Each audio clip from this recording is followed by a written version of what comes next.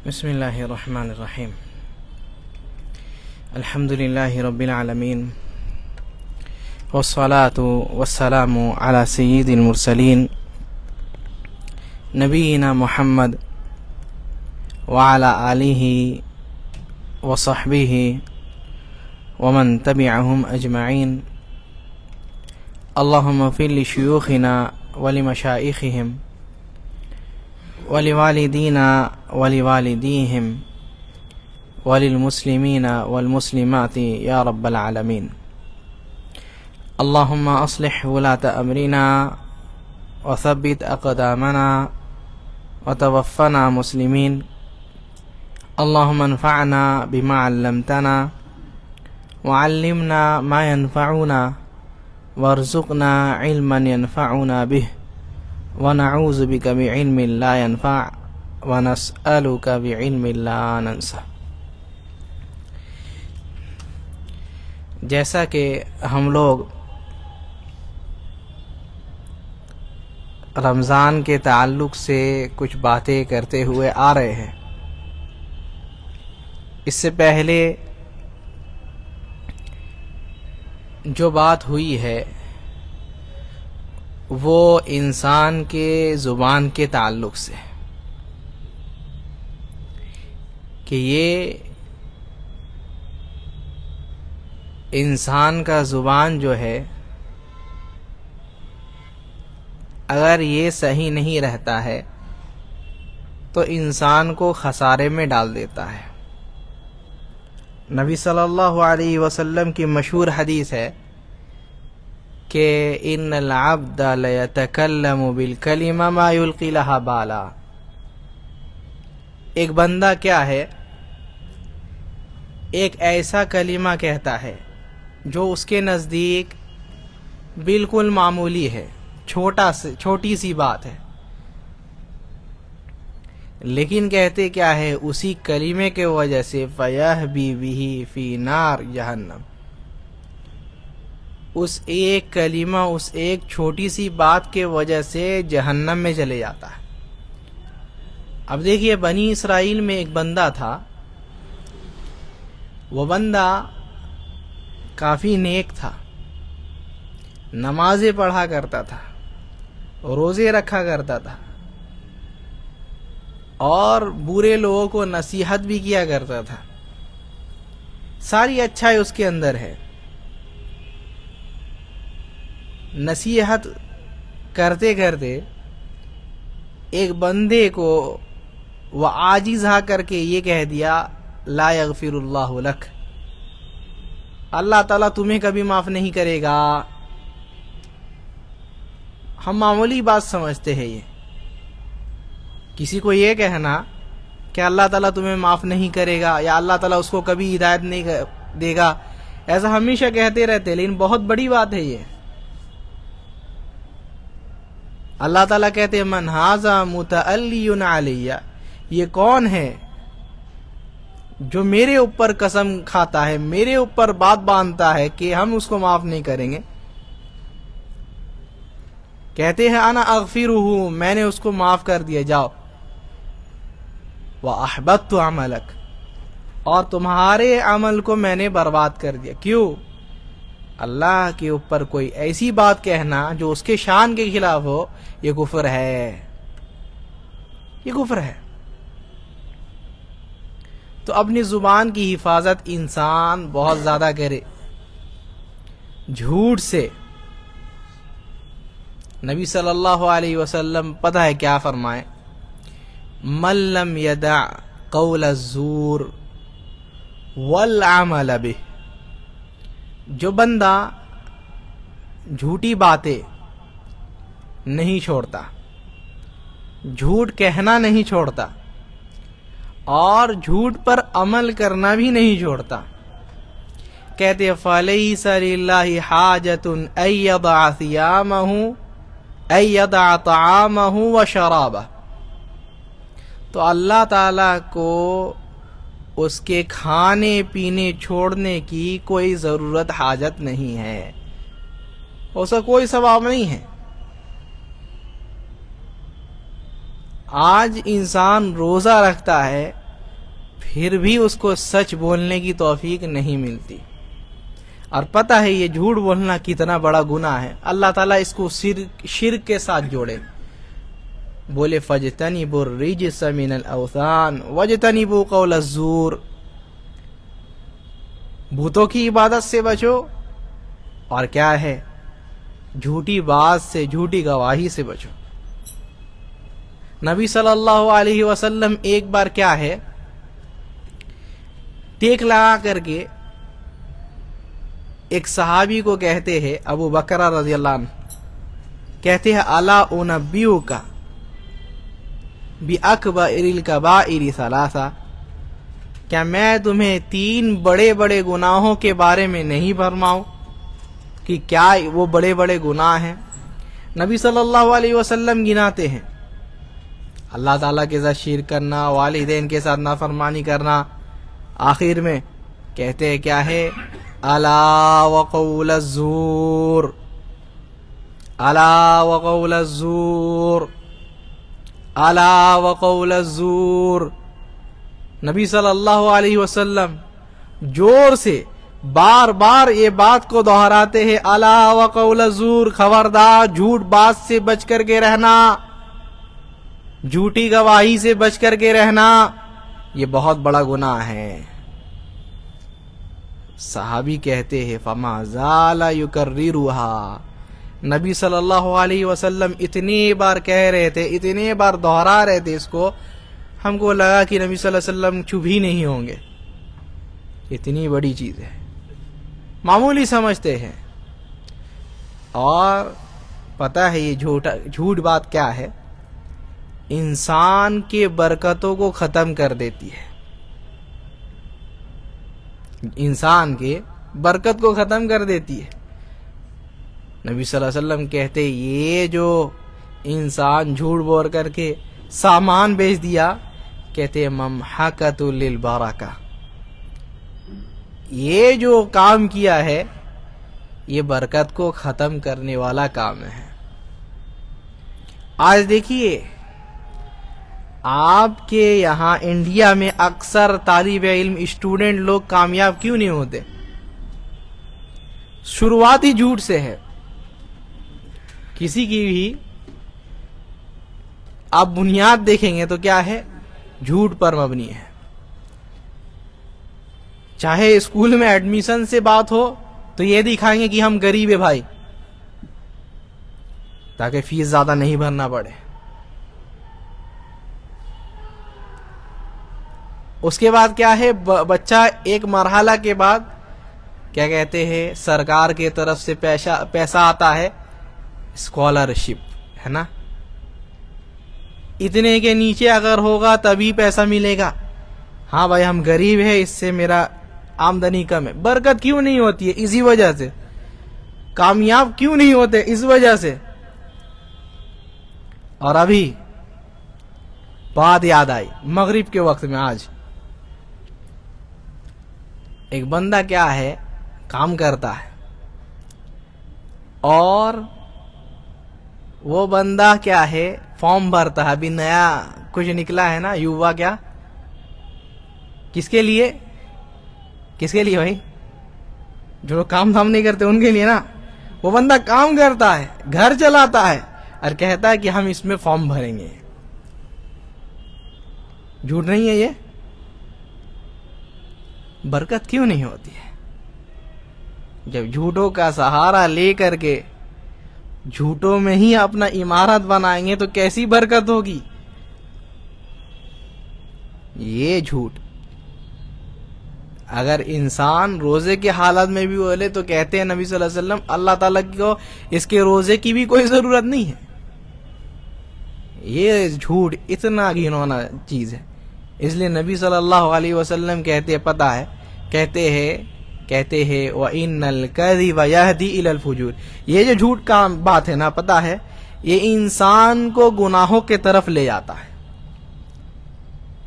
پہلے تو ایک جھوٹ بولا، اس کے بعد پھر 10 جھوٹ بولے گا، اس کے بعد کیا ہے، جھوٹا گواہ لائے گا، اس کے بعد کیا ہے، کسی کو مارنے کی ضرورت پڑے گی مار بھی دے گا، ہاں میرا فلاں مر گیا ہے. اور کسی کو رشوت دینے کی ضرورت پڑے گی رشوت بھی دے گا اسی جھوٹ کی وجہ سے.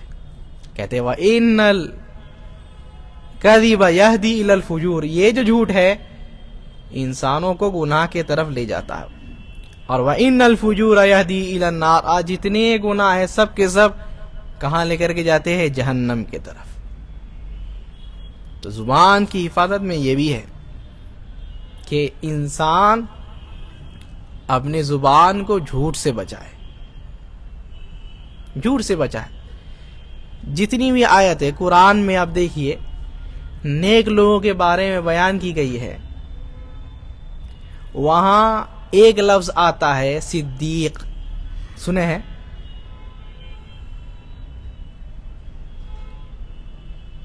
اللہ تعالیٰ نے ایک ایسا مرتبہ رکھا ہے جو صرف اور صرف سچے لوگوں کا مرتبہ ہے،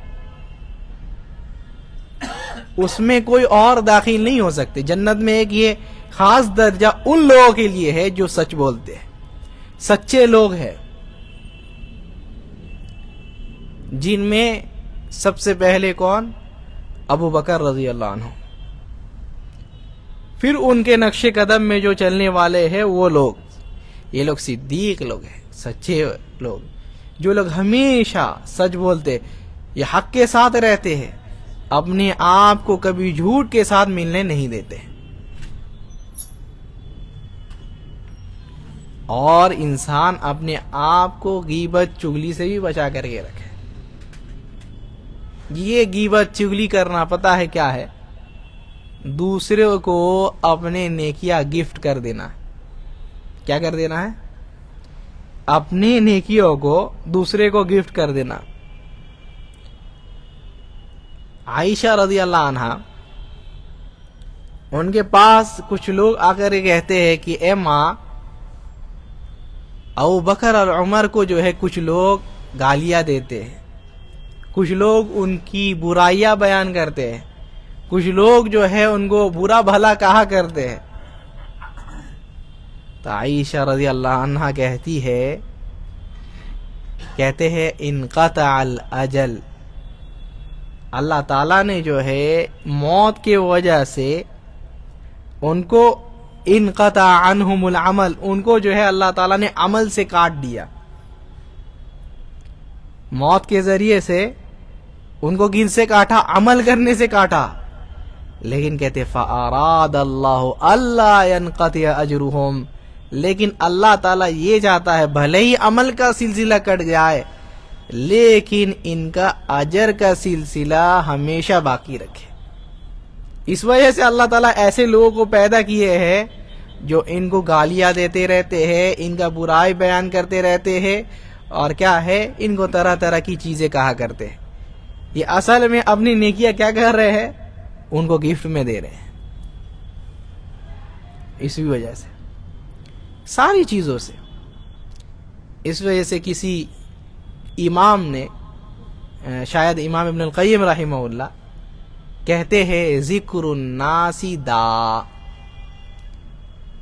کہ لوگوں کا ذکر کرنا، لوگوں کی بات چیت کرنا یہ بیماری ہے. کیا ہے؟ بیماری ہے. وَذِكْرُ اللَّهِ دَوَا، اور دوا کیا ہے؟ اللہ تعالیٰ کا ذکر. انسان اللہ تعالیٰ کا ذکر کرے یہ دوا ہے. دوا، اس کے بارے میں ذکر، اس سے پہلے مجلس میں ذکر کے بارے میں کافی ساری بات آئی تھی نا. کئی سارے فائدے ہیں ذکر کا، کئی سارے فائدے. انسان فائدے گنتے گنتے تھک جاتا ہے. ذکر کے کافی سارے فائدے، ان میں سے ایک سب سے بڑا فائدہ ہے جب انسان اللہ تعالیٰ کا ذکر کرتا ہے تو کیا ہے؟ دوسرے کسی کا ذکر کرنے کا اس کو موقع نہیں ملتا. سمجھ گئے؟ جب انسان اللہ کا ذکر کرتا ہے، اللہ کو یاد کرتا ہے، تو اس کو کسی اور کو یاد کرنا اور کسی اور کی بات وہ نہیں کرتا. سب سے بڑا فائدہ، یعنی وہ کہہ لیجئے کہ وہ اپنی نیکی اپنے کھاتے میں ہی لکھا رہا ہے، کسی اور کے کھاتے میں نہیں لکھا رہا. ایسا ہے. اور یہی ذکر میں اگر ہم کہیں کہ سب سے افضل ذکر کیا ہے، وہ کیا ہے؟ ہاں، لا الہ الا اللہ. اور بھی ساری چیزیں ہیں، اور وہ بھی کیا ہے، ان میں بھی افضل ذکر رب کا یہ قرآن ہے. رب کا یہ قرآن ہے، جس کو اللہ تعالیٰ نے اسی مبارک مہینے رمضان میں کیا ہے، نازل کیا. تو یہ قرآن سب سے افضل ذکر ہے. اللہ تعالیٰ نے اس کے بارے میں کیا فرمایا؟ ذالک الکتاب لا ریب فیہ. یہ ایک ایسی کتاب ہے جس میں کوئی ریب، شک، شبہ نہیں ہے. اب لوگ میں سے بہت کوئی کتاب پڑھے ہوں گے. کتاب کے پہلے جو لکھنے والے ہیں یا جو چھاپنے والے ہیں وہ اپنا کانٹیکٹ لکھ دیتے ہیں. لکھتے ہیں کہ اگر اس کتاب میں کچھ غلطی ہو تو ہم سے رابطہ کیجیے. ہے نا، دیکھیں کبھی اگر اس کتاب میں اگر کوئی غلطی ہو تو ہم سے رابطہ کیجیے. اور اللہ تعالیٰ قرآن کو شروع کر رہے ہیں، وہاں بیان کر رہے ہیں ذالک الکتاب لا ریب فیہ. اس میں کوئی شک و شبہ والی چیز نہیں. غلطی تو دور کی بات ہے، شک ہو غلطی کا نہیں ہے. یہ وہ ایسی کتاب. اور کیا ہے؟ بولے ھدی للمتقین. کس کے لیے ہدایت ہے؟ متقی لوگوں کے لیے. روزہ کس لیے رکھتے ہیں؟ لعلکم تتقون. روزہ رکھتے ہیں تقوی کے لیے. اور اللہ تعالیٰ اس کتاب کو کن لوگوں کے لیے ہدایت بنائے؟ متقی لوگوں کے لیے. بہت باریک رابطہ ہے. اگر اس کو سمجھ گئے تو بہت بڑی بات ہے. اللہ تعالیٰ روزہ رکھنے کے لیے کیوں بول رہے ہیں کہ روزہ رکھو؟ تاکہ تقوی آ جائے، متقی بن جاؤ تم. اور اللہ تعالیٰ نے اس کتاب کو کن لوگوں کے لیے ہدایت بنایا؟ متقی لوگوں کے لیے. متقی لوگ ہی جو ہے اس قرآن سے فائدہ اٹھاتے ہیں. جو اس کے اندر تقوی نہیں ہے وہ صرف پڑھتا چلے جائے گا، کچھ اس کو فائدہ نہیں حاصل ہونے والا. اس وجہ سے قرآن کو ہم لوگ تو اللہ تعالیٰ ہدایت دے، قرآن کو جتنا پڑھ کر کے ضائع ہم لوگ کیے ہیں اتنا نہ پڑھ کے نہیں کیے. نہیں سمجھے؟ دوسرے لوگ بغیر پڑھ کر کے ضائع کرتے، ہم لوگ پڑھ کر کے ضائع کیے. کیسے؟ یہ قرآن کو اللہ تعالیٰ نے دیا ہے پڑھنے کے لیے، اور دوسری بات ہے کیا ہے؟ سمجھنے کے لیے، اور کیا ہے؟ اس پر عمل کرنے کے لیے. پڑھتے تو ہے، اللہ تعالیٰ کی توفیق مل جائے تو پڑھنے والے تو ہے. اگر مسلمانوں کا اگر یہ نکالا جائے کہ کتنے پرسنٹ مسلمان پڑھتے ہیں پورے سال، یا صرف رمضان میں نکالا جائے تو کتنا 80% تو نکلے گا. اور اگر پھر اس میں اگر سمجھنے کی بات کر لیا جائے کہ سمجھتے کتنے ہیں، تو یہ 80 سے گھٹ کر کے بہت کم، مشکل سے شاید 10% ہوگا. اور عمل کی بات آ جائے تو کوئی نظر نہیں آتے. اس لیے حسن بصری رحمہ اللہ غالباً کہا کرتے تھے کہ انزل القرآن لیعمل بہ. اللہ تعالیٰ نے اس قرآن کو نازل کیا تاکہ لوگ اس کو پڑھے، سمجھے، عمل کرے. لیکن کیا ہے؟ فاتخذ الناس قراءته عملا. لیکن لوگوں نے جو ہے اس کے قرأت کرنا، اس کو پڑھنا ہی عمل بنا دیا. اللہ تعالیٰ نے نازل اس لیے کیا تاکہ اس کو پڑھے، سمجھے، عمل کرے، اس کے اندر جو ہے اس پر عمل کرے. لیکن لوگوں نے اس کو پڑھنا ہی عمل بنا لیا. کتنی بڑی بات بولے ہے. قرآن کو صرف پڑھنا نہیں ہے. قرآن کو اللہ تعالیٰ کیا کہتے ہیں؟ یہ جو قرآن ہے لیدبروا آیات، یہ قرآن جو ہے لیدبروا آیات، اس کے آیات کو جو ہے اچھے سے سمجھنا ہے، تدبر حاصل کرنا ہے، اس کو سمجھنا ہے، اس کو سیکھنا ہے. اس لیے دوسرے آیت میں فرماتے ہیں افلا یتدبرون القرآن، کیا یہ لوگ قرآن کو سمجھتے نہیں ہیں؟ ام علی قلوب اقفالها، کیا ان کے دلوں میں تالے لگ چکے ہیں؟ کتنی بڑی بات بولے. ان کے دلوں میں تالے لگ چکے ہیں کیا کہ قرآن نہیں سمجھتے، قرآن نہیں پڑھتے؟ کتنی بڑی بات. قرآن اس وجہ سے دیکھیے سلف کے اس میں قرآن کا تعلق عجیب سا تھا. ہم لوگ قرآن جیسے حسن بصری کہتے ہیں قرآن کو ہم لوگ پڑھنا عبادت سمجھتے ہیں، وہ لوگ قرآن کو پڑھنا، قرآن کو سمجھنا اور قرآن میں عمل کرنا اس کو سب کو عبادت سمجھتے تھے. اب دیکھیے صحابہ میں، سلف میں کئی سارے لوگ ایسے ملے گے جو قرآن کو سمجھتے تھے، سمجھ کر کے پڑھتے تھے. یہاں تک کہ ابن عمر کہتے ہیں ہم غالباً کچھ سالوں میں سورہ بقرہ صرف یاد کیے. کیوں بھائی کیا کرتے تھے؟ کہتے ہیں کہ ہر ایک آیت میں نبی صلی اللہ علیہ وسلم سے پوچھتے تھے کہ اللہ کے رسول صلی اللہ علیہ وسلم اس کا مطلب کیا ہے. یہ ان کا طریقہ تھا. اب دیکھیے مشہور حدیث ہے، نبی صلی اللہ علیہ وسلم بیمار ہوئے، نہیں اٹھ سکتے ہیں، بستر مرض میں ہے، حکم دیتے ہیں صلو ابا بکرین امرو ابا بکرین ایصلی بالناس،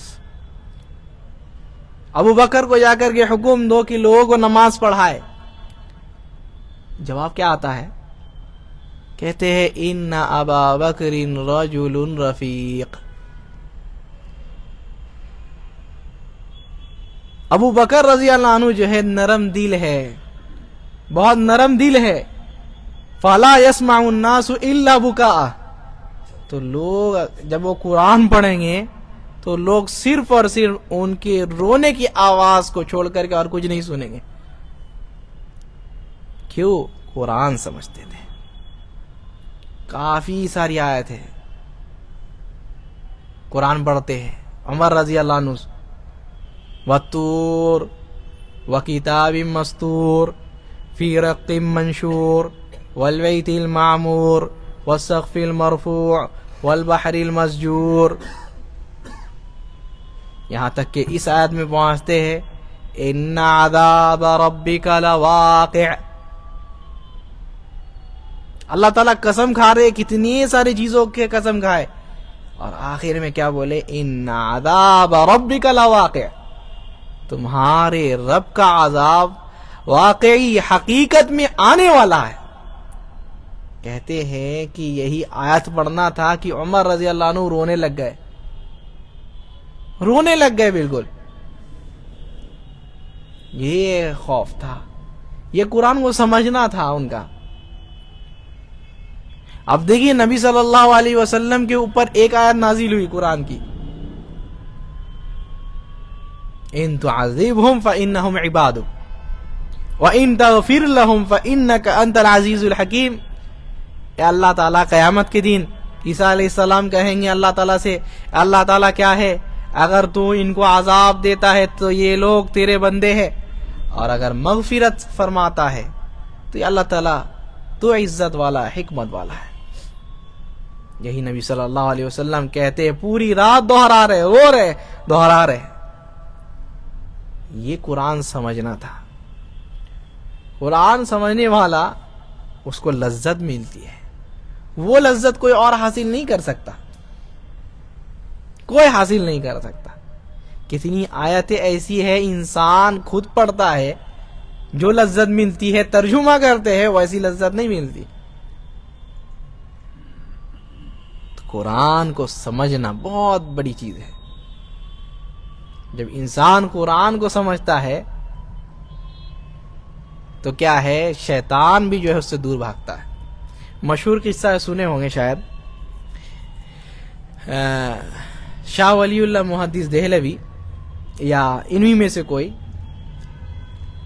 قرآن کا ترجمہ لکھے، قرآن کا ترجمہ لکھے فارسی میں. تو کیا ہے، سپنے میں دیکھتے کچھ لوگ روتے ہوئے آ رہے ہیں، روتے ہوئے آ رہے ہیں. پوچھتے کیا ہوا، کیوں رو رہے ہو؟ کہتے ہیں کہ ہم کیا ہے، شیطان لوگ ہیں، اور وہ دیکھو اور سارے لوگ ہیں وہاں، شیطانوں کا پورا قبیلہ رو رہا ہے. کیوں؟ شاہ صاحب نے جو ہے قرآن کا ترجمہ کر دیا ہے. اب لوگ اس کو سمجھیں گے، اس پر عمل کریں گے، ہمارے چنگل سے بچ جائیں گے. یہ بہت بڑی چیز ہے. اس کو اگر انسان سمجھ جائے، قرآن کو سمجھنا. لیکن ہمارا یہاں وہی ہوتا ہے کہ سب کوئی ختم کرنے کے اس میں رہتے ہیں، بس ختم کریں گے بھائی. اللہ تعالیٰ ہدایت دے. بہت بری بات ہے. رسم بنا دی ہے کہ نہیں ختم کرنا ہے. سمجھنے والے انہی سے پوچھ لیا جائے، بھائی ختم کرنے آئے تھے، ایک فائدہ بتا دو جو تم اس پورے قرآن سے حاصل کیے ہوگے.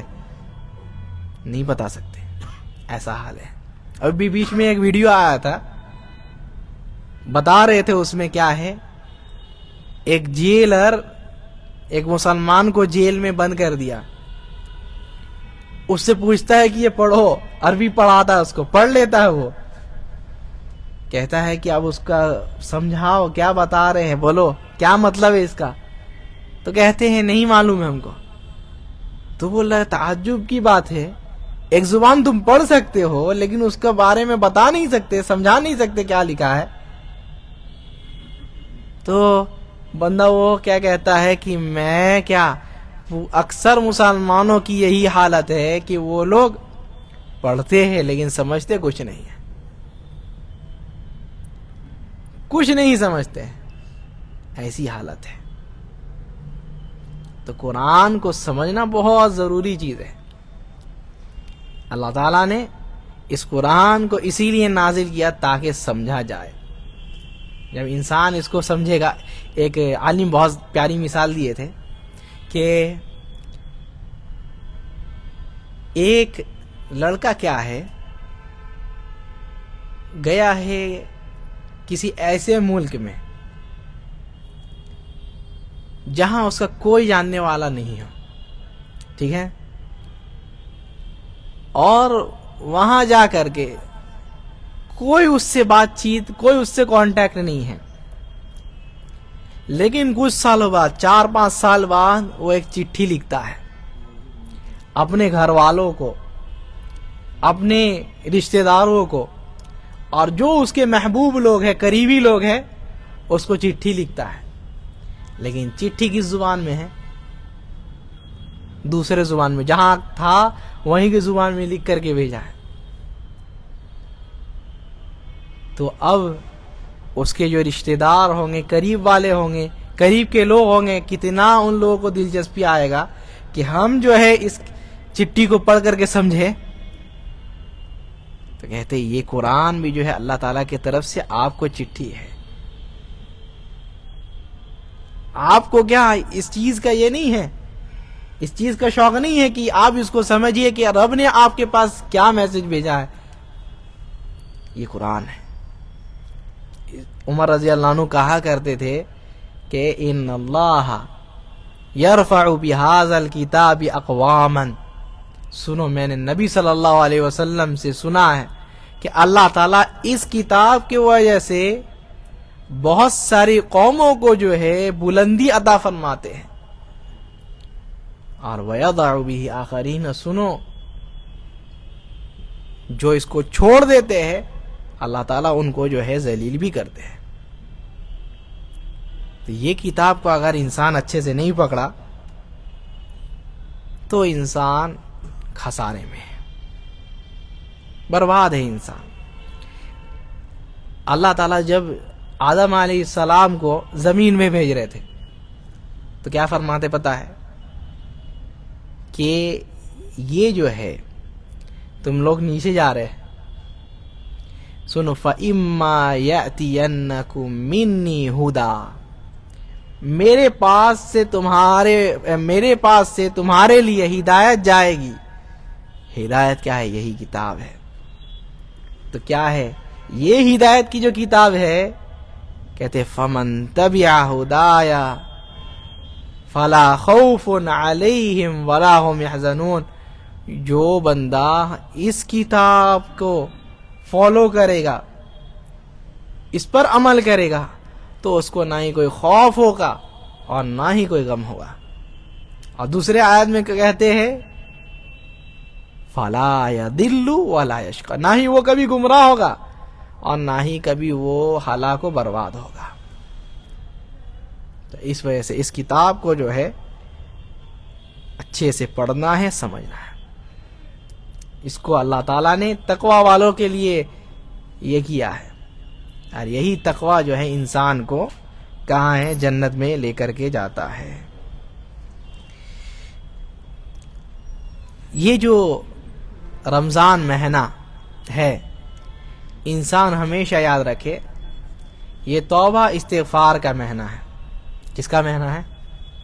توبہ استغفار کا مہینہ۔ انسان سے جو بھی گناہ ہو، امام ابن کثیر رحمہ اللہ بہت پیاری بات کہتے ہیں۔ اللہ تعالیٰ کہتے ہیں نا وَإِذَا سَأَلَكَ عِبَادِي عَنِّي فَإِنِّي قَرِيبٌ، میرا بندہ اگر پوچھے آپ سے کہ اللہ تعالیٰ کہاں ہے تو اس سے کیا کہیں گے؟ کیا ہے؟ اللہ تعالیٰ اپنے بندوں سے قریب ہے۔ کب کہتے ہیں یہ بات؟ کہتے ہیں ابن کثیر رحمہ اللہ کہ اللہ تعالیٰ بہت ساری کیا ہے رمضان کے احکام مسائل بیان کر رہے ہیں، رمضان کے احکام مسائل بیان کر رہے ہیں، اس کے بیچ میں یہ کہتے ہیں کہ اگر میرا بندہ آپ سے سوال کرے تو آپ کہیے کہ ہم قریب ہے۔ اجیب دعوت الداعی اذا دعانی، جب مجھے پکارتا ہے تو کیا ہے؟ میں اس کی پکار کو سنتا ہوں۔ تو کہتے ہیں یہ بہت بڑی چیز ہے، اور کیا ہے اللہ تعالیٰ اپنے بندوں کو بہت بڑی دعوت دے رہا ہے، جو بھی کیا ہے گنہگار ہے وہ آئے اللہ تعالیٰ سے استغفار کرے۔ جو بھی انسان چاہتا ہے کہ اچھے سے عمل کرے تو اللہ تعالیٰ سے توفیق مانگے۔ جو بھی انسان کیا ہے عمل کر لیا، اب چاہتا یہ ہے کہ اللہ تعالیٰ اس کے اس عمل کو قبول کرے تو اس کے لیے بھی دعا کرے۔ تو اسی وجہ سے اللہ تعالیٰ کیا کرتے ہیں؟ ان سارے احکاموں کے بیچ ایک چیز بیان کرتے ہیں، وہ کیا ہے؟ دعا۔